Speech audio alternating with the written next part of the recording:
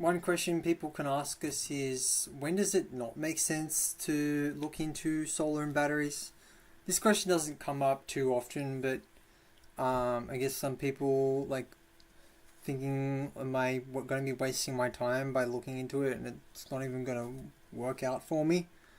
Most people though feel like it's worthwhile to look into it because they're going to save a lot more on their electricity and have more ownership and control over the long term, and freedom with being able to use more electricity that doesn't cost as much. But there are a couple of things that would be obstacles that would have to be fixed before installing solar. So a few things can include: one, roof structural issues. So if the roof is very old and it's leaking, that roof would really need to be replaced or repaired so that it stops leaking and that it's structurally sound enough to be able to support panels. So any like rusted corrugated roofs, typically it's not good practice to install panels on those because that can lead to more structural issues with water ingress and mold and structural damage over the long term. Another roof issue would be if it's like a dichromatic roof, which is like tiles with metal underneath it. So if for that particular roof, it's typically non-viable to install solar and batteries with that kind of roof. So that roof would have to be replaced with a more standard, say, COLORBOND or tile roof. COLORBOND is usually the easiest, like a tin corrugated steel, galvanized steel roof. That's typically the simplest to install solar panels on.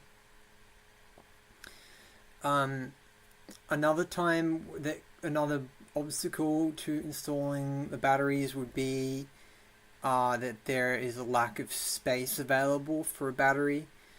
So there are clearance requirements of how a battery can be installed for safety, because they are a slight fire risk, even though a lot of people have been worried about batteries being a fire risk. However, a lot of the batteries that have caught fire in the news or exploded have a different chemistry, whereas the batteries being installed today have a safer chemistry. So the difference in chemistries is lithium, cobalt, nickel, cobalt. They're the ones that are higher density and that were more prone to catching fire or exploding. So those were the LG Chems, for example, that were recalled. That's a prominent example.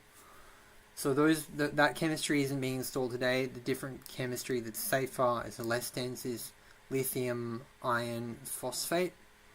Okay, that chemistry is less dense and it's safer. It's less prone to catching fires. It can have internal fires or melted components if it's not installed correctly, and there have been some issues, for example, with SIG Energy batteries in that regard. Those were issues because of the issues with the connector. The connection, connect the battery to the house. So, wanted to draw that to attention. What else is there to go over? So the question again was, when does it not make sense to look at solar and batteries? So we covered the roof issues with the dichromatic roof or an old rusting roof or any leaking roof. Any kind of those issues, any leaking roof that has to be fixed, any roof leaks before. The roof needs to be structurally sound enough to install panels. Again, with the battery, the clearance requirements are important to because if there's no suitable location around the home or in the garage to install the battery, that means it's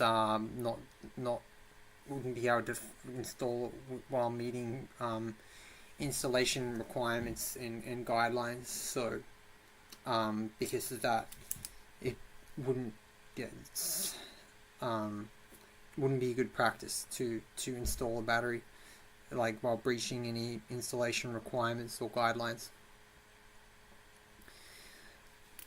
Other than that, even if someone is using very little electricity, it can still make sense to get solar panels and batteries because it allows them to use more electricity without costing as much.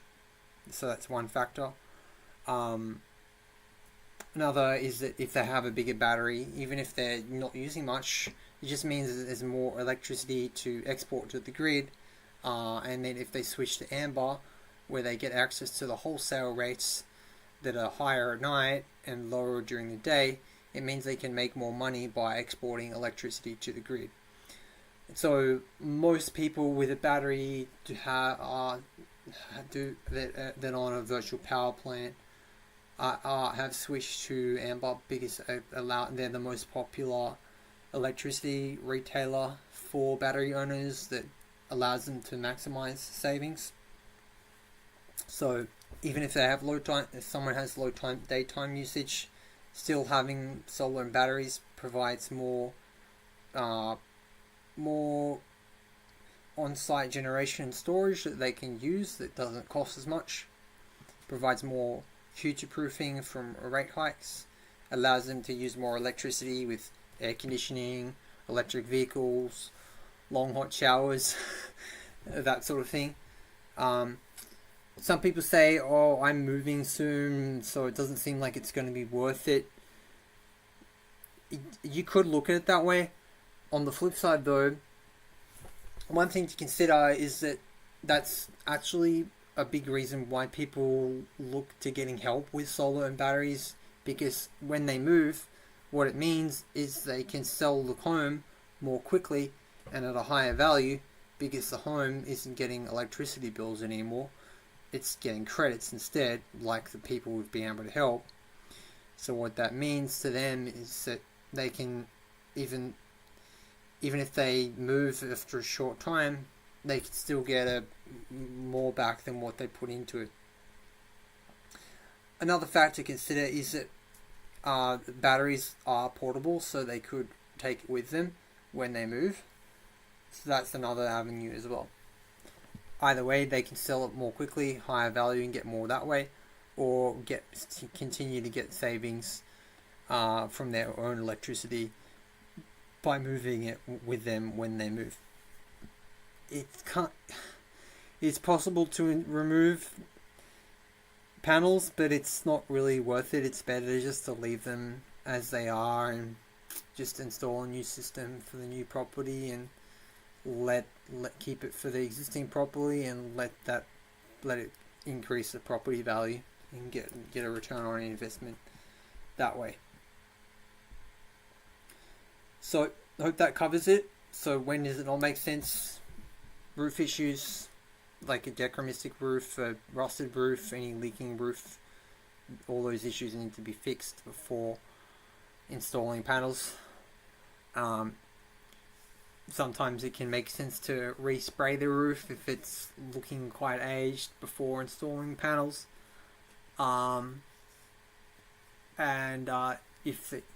If electricity usage is not that much, that doesn't really matter that much because, again, it just means that battery owners get more savings if they continue to not use much, or because they have their own on-site electricity generation around the clock. They can just use more without worrying how much it's going to cost them because it's low cost.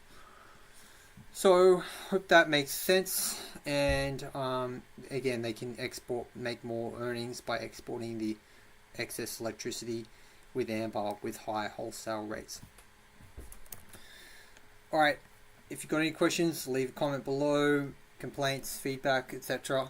Otherwise, if you found it helpful, hit the like button and the subscribe button to stay tuned for more. Alright, all the best.